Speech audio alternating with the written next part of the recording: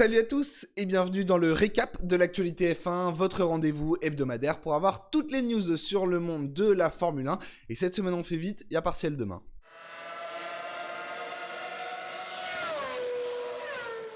En ratissant l'actualité F1 cette semaine, j'ai constaté qu'il y avait pas mal de rumeurs sur le calendrier, le futur du calendrier F1. C'est un thème qui revient assez souvent dans les actus F1, qui est franchement assez intéressant à décortiquer et sur lequel on va se pencher une fois de plus aujourd'hui. Mais je tiens vraiment à le rappeler, on parle là de rumeurs, rien d'officiel pour le moment. C'est simplement ce qui commence à se dire sur le calendrier, notamment 2024. Et justement en 2024, le calendrier pourrait être réorganisé avec déjà des grands prix regroupés par zone géographique depuis le temps qu'on en parle, c'est-à-dire par exemple faire en même temps tous les grands prix en Amérique du Sud, en même temps tous les grands prix en Asie, en même temps tous les grands prix en Europe, c'est déjà un petit peu le cas, mais éviter les allers-retours comme on en a un peu trop souvent dans le calendrier. On aura par exemple, je vous le rappelle, un formidable Azerbaïdjan, Miami, Italie au mois de mai. Bon voilà, forcément c'est pas idéal et il faut regrouper ça. Et il se dit à côté de cela que Stefano Domenicali voudrait intégrer une 25e course au calendrier de la Formule 1. On rappelle que pour l'instant, le règlement de notre sport autorise 25 courses maximum par saison. On pourrait donc vraiment pousser le bouchon au maximum. On surveillera donc ce que ça donnera. Et justement, le calendrier, il évoluera dès le début de la saison puisque on ne pourra pas a priori avoir plus d'une course au Moyen-Orient en début d'année à cause du Ramadan, ou en tout cas parce que ce sera la période du Ramadan. Et on prévoit pourquoi pas des essais hivernaux fin février à Bahreïn avant une ouverture de la saison à Jeddah.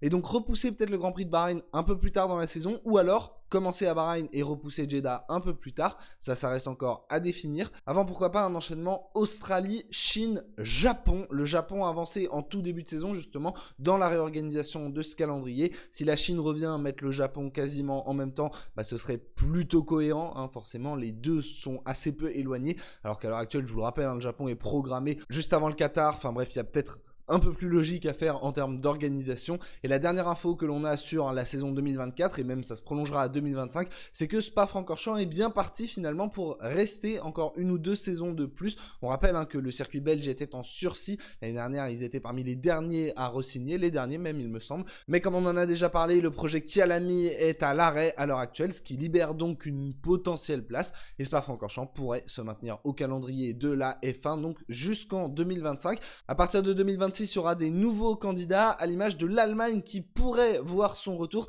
À vrai dire, c'est très bien parti selon le journaliste Michael Schmidt. En effet, avec le retour d'Audi, l'Allemagne pourrait vouloir retrouver un Grand Prix de Formule 1. On sait que la marque allemande aimerait également avoir un pilote allemand, même si c'est pas quelque chose d'obligatoire pour eux.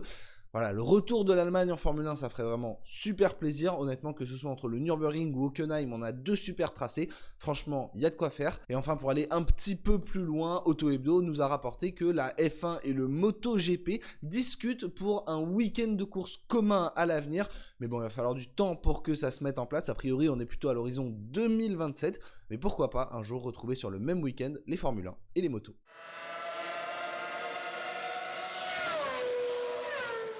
Secteur F1 nous rapporte que Bridgestone serait intéressé par un retour en Formule 1, le manufacturier de pneus qui était déjà présent entre 1997 et 2010 et qui était notamment connu pour être le manufacturier de pneus de Ferrari dans la grande lutte face au Michelin qui équipait notamment les Renault par exemple. Bridgestone, qui avait donc laissé la place à Pirelli pour la saison 2011, pourrait revenir à partir de 2025. En fait, il y a une offre de la FIA pour un nouveau manufacturier de pneus sur la période 2025-2027 et on pourrait, pourquoi pas, qui sait, retrouver une concurrence entre deux manufacturiers de pneus, une guerre de pneumatiques entre donc Pirelli et Bridgestone. Bon, ça reste là aussi des premières rumeurs, c'est une semaine de rumeurs décidément, mais ça sera intéressant à surveiller par la suite.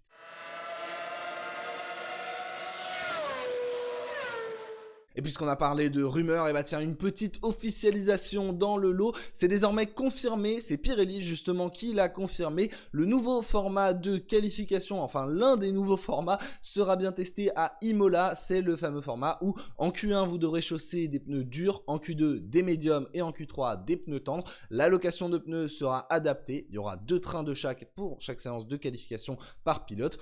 On surveillera donc ce que cela donnera. Certains pilotes sont enthousiastes, d'autres beaucoup moins. Il y aura en tout cas une première chance pour ce format au mois de mai. Hâte de voir ce que ça va donner.